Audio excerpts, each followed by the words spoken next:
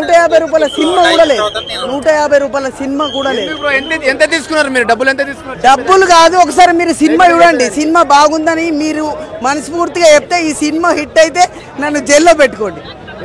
విజయ్ దేవరకొండ పెద్ద star hero అవుతాడు కావచ్చు, ఈ సినిమా తోటి పెద్ద స్టార్ హీరో అవుతాడు కావచ్చు అని నేను వచ్చి ఏదో ఎక్స్పెక్టెన్స్ పొద్దున్న లేచి మరి సినిమాకి వచ్చాను భయ.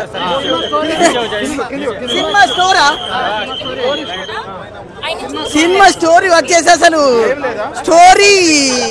అసలు ఇంటికి వెళ్ళి ఒకసారి దుప్పటి కప్పుకొని అసలు స్టోరీ ఏంటిదా అని ఆలోచించాలి భయ. బాగా ఆలోచిస్తే అసలు స్టోరీ ఏంటో కూడా అర్థం కాదు.